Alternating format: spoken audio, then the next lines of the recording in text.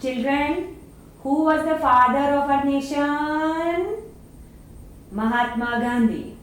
And who was the Iron Man of India? Sardar Patel.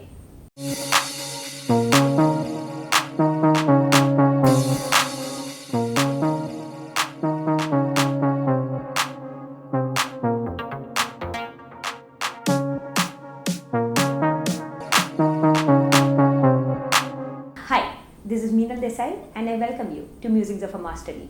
This is where I share a medley of my unique experiences, shaped by students, teachers and life in general.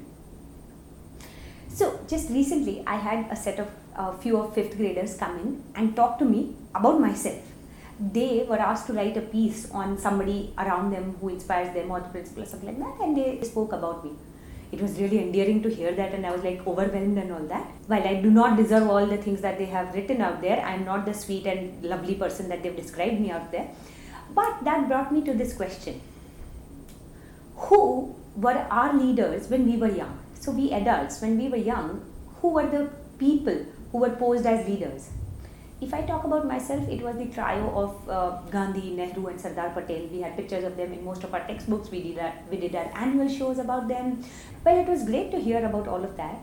I wonder if the younger person today really relates to somebody who's that old and who's from a different era. Does it really inspire you to do something? Or does inspiration have to be local, accessible and has to be in sync with times? Now, this is not to say that those national leaders were unimportant or that you can learn only from those who are around you. But I strongly believe that when you are young, when you, at least till your primary years, till your pre-teens and teens, you need somebody to look up to who is very close, whom you can form an association with. That leader, that inspiration may come to you in the form of a teacher, maybe a family member, maybe a community member. I don't know. But all of us need somebody that we can identify with. Sometimes when we try to impose leaders on children with whom they have no common connection, no relevance, doesn't it become difficult for them to really get inspired by them? Wouldn't it be great if they had a person whom they could go and ask about what your struggles have been, whom they could really ask about the day-to-day problems and not about the larger problems of the world? Not all our children, not all the young ones are going to face the freedom struggle. Not all of them are going to fight like Bhagat Singh. But all of them are going to struggle. All of them are going to have life's problems that one of the adults around him or her must have solved at some point of time. So, my take on this is something very simple, that we need to create multiple levels of leadership before we ask the child to start emulating the Mahatma. The child cannot emulate the Mahatma in the absence of a local person who is already practicing Mahatma's teachings. Otherwise, it is all very flaky. You will find pseudo Mahatma Gandhi followers and you will find all kinds of contradictions in the society. But those contradictions eventually eat into us. They make us lesser of who we are instead of making us better versions of ourselves.